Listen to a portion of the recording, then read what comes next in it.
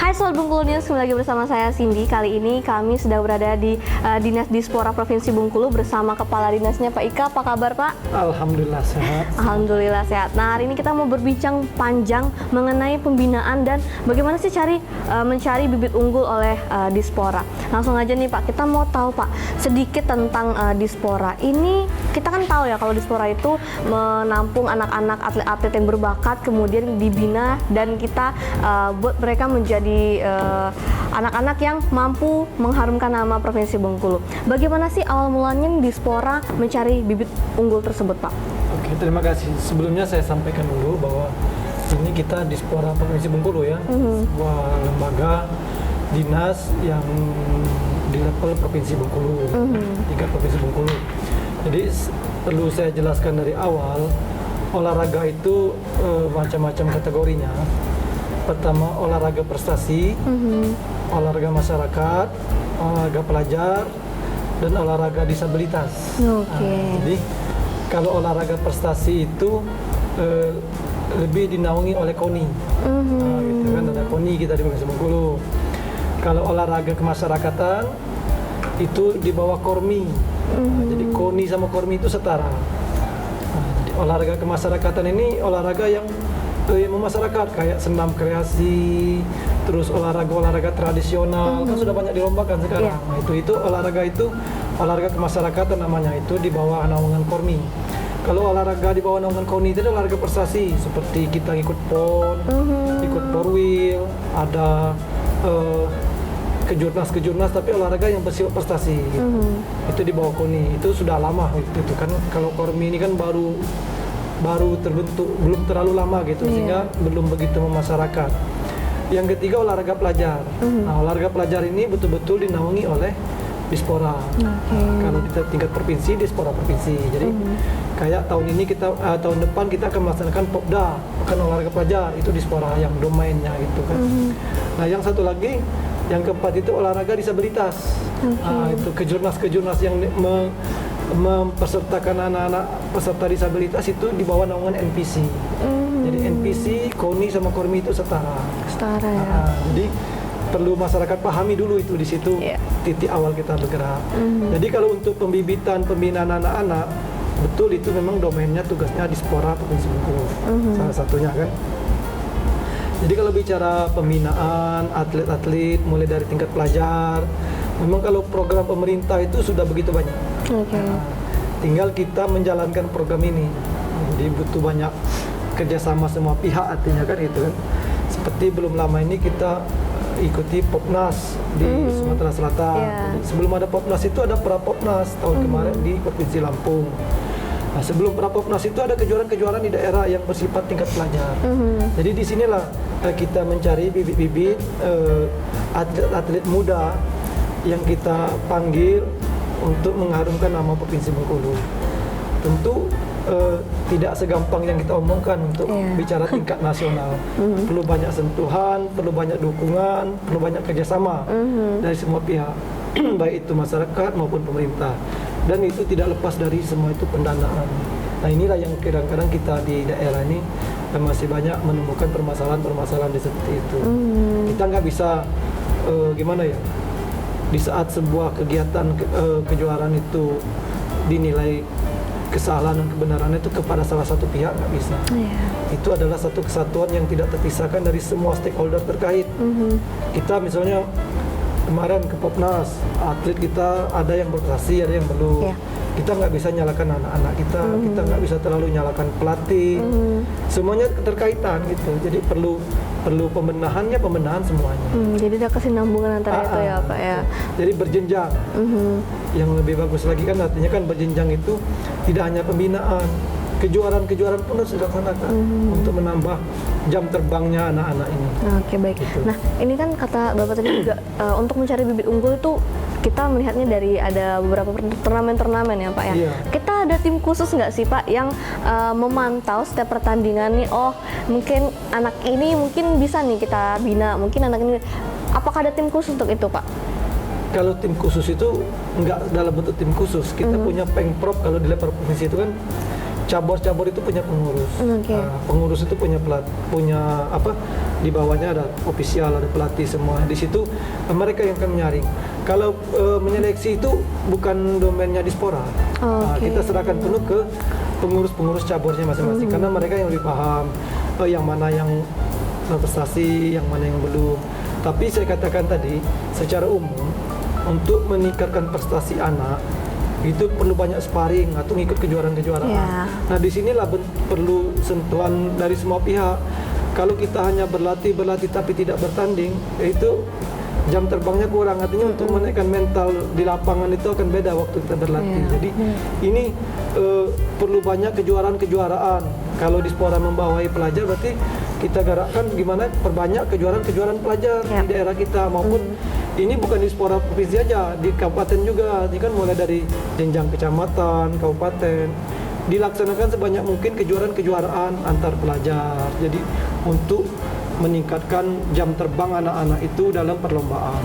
Lebih ke situnya. Kalau untuk penyeleksian tim khusus itu enggak, kita semua serahkan ke pengurus-pengurus cabur masing-masing. Oke. Nah, menurut kacamata Bapak, Bengkulu sendiri, apalagi Provinsi Bengkulu di setiap kabupaten kota ini, bagaimana Bapak melihat potensi yang dimiliki setiap atlet di daerah nih, Pak? Ya, kalau saya lihat ya, saya kan sering berhadapan dengan atlet-atlet, ngobrol dengan anak-anak pelajar, walaupun atlet-atlet profesional. Kalau dari segi potensi kita nggak kalah dengan daerah lain. Jujur saja, kita potensi luar biasa kalau atlet itu, karena apalagi olahraga rakyat gitu kan, sudah memang dari kecil kita terbiasa berlomba walaupun nggak dalam bentuk kejuaraan. Tapi ya itu tadi, ini nggak cukup sampai di situ. Potensi-potensi ini kalau nggak dikembangkan, nggak bergerak dia kan gitu kan. Di saat dia kadang-kadang dia bagus, di saat dia tanding keluar dia demam lapangan, kan kering itu kan. Padahal dia bagus tapi KO juga kan gitu. Perlu banyak sentuhan-sentuhan, perlu banyak program lah kira-kira untuk memajukan olahraga ini. Nggak bisa kita melihat hasil langsung menyalahkan salah satu pihak. Ada sedikit ceritakah mungkin Pak dari para atlet yang mungkin ada sedikit pengaduan mungkin atau curhatan suka dukanya mungkin ke Bapak yang mungkin bisa Bapak sampaikan juga di podcast kali ini? Ya kalau yang sejauh ini kita jalani, saya juga baru di Dispora kan. Kalau dengan atlet, baik itu pelatih maupun atlet, sama dengan kita juga. Hampir kendala itu ya di fasilitas, sarana prasarana olahraga kita, program-program kita. Tapi ujung-ujungnya kan juga karena kependanaan juga. Memang masih perlu bantu dana dari pemerintah pusat, dari pemerintah daerah provinsi maupun dari kabupaten maupun dari pihak swasta. Itu yang kita harapkan. Dari pihak swasta kalau bisa itu ikut menyentuh juga untuk olahraga ini. Sangat bagus sekali kalau perusahaan-perusahaan besar swasta yang ada di Provinsi Bengkulu ikut membina olahraga yang ada di Provinsi Bengkulu. Karena keluhan adik-adik atlet maupun atlet-atlet kita yang udah senior, semuanya di saat kita mau ikut kejuaraan itu hampir terkendala di sarana prasarana dan pendanaan. Lebih di situ yang kita punya permasalahan. Tapi bukan berarti kita abai. Kadang-kadang inilah olahraga. Teman-teman atlet itu saya tahu betul pelatih. Dengan dana yang sangat minim mereka masih sanggup untuk ikut. Kan ini panggilan jiwanya. Orang yang sudah terpanggil jiwanya, dia kadang-kadang mengabaikan apalagi urusan profit, enggak dipikirkannya keuntungan apa. Yang penting dia berangkat, lomba, tanding. Kalau menang nama Bengkulu bagus kan itu. Semangat juangnya luar biasa banget ya Pak. Kalau potensi anak-anak saya katakan tadi luar biasa, semangatnya luar biasa. Kadang-kadang berangkat itu ala kadarnya, mereka masih siap berangkat gitu kan. Makanya teman-teman ini di momen yang bagus seperti ini kan saya mengajaklah semua elemen masyarakat yang memang pecinta olahraga apapun, apalagi yang punya kekuatan dalam bentuk pendanaan. Sangat bagus sekali kalau ikut berkiprah di sini dalam memajukan olahraga di Provinsi Bengkulu. Sehingga para atlet juga terbantu dan support nih baik fasilitas dan lainnya. Karena kan memang kita fungsinya dan fokusnya memang untuk memajukan Provinsi Bengkulu dengan cara olahraga teman-teman seperti itu. Nah Bapak mungkin ada sedikit kiat-kiat untuk para atlet yang mau disampaikan dalam ini kan mau ada teman-teman yang akan menuju PON di 2024 ya di Aceh ya Pak. Ada kiat-kiat khusus atau pesan khusus untuk mereka Pak? Iya, hasil dari beberapa kejuaraan sebelumnya kan kita udah, mungkin masih ada kejuaraan-kejuaraan lain ini yang prapon, yang sudah lolos pun udah ada data sama kita, udah beberapa cabur, lumayan. Insya Allah itu tahun depan kita ikut PON. Jadi ya tentu kami berharap ini pemerintah Provinsi Bengkulu kepada atlet terutama ya yang lolos PON itu tetap mempersiapkan diri, jaga stamina, perbanyak sparring nanti kan dengan pelatih juga, gimana kita mempersiapkan ini, kalau bisa nanti dalam pertandingan ya meraih medali sebanyak-banyaknya itu untuk Provinsi Bengkulu. Artinya tetap jangan berpuas diri hanya sebatas lolos PON aja. Lolos PON itu baru awal, bukan akhir dari segalanya. Yang akhir itu di saat pertandingan PON itu. Itu yang perlu kita camkan di para atlet, para pelatih. Artinya kan kalau sudah lolos PON artinya kita sudah membawa nama baik Provinsi Bengkulu. Ada beban di situ yang harus kita tanamkan, harus berjuang habis-habisan gitu. Oke. Nah, Pak, sedikit bertanya juga nih Pak, dari tahun-tahun sebelumnya hingga tahun sekarang ini, kalau dilihat bagaimana sih Pak perkembangan para atlet maupun sistem pembinaan di Dispora sendiri, apakah ada peningkatan atau seperti apa Pak? Ya kalau peningkatan itu tuh pasti ada dari tahun ke tahun. Saya katakan tadi, walaupun itu sedikit, tetap ada peningkatan, tetap ada prestasi. Kita kan ada juga kalau di pelajar ini kan PPLP yang didanai oleh Kemenpora gitu kan. Ada 2 cabur, atletik sama angkat besi. Ini semuanya menorehkan prestasi sampai ke internasional mereka kan itu kan.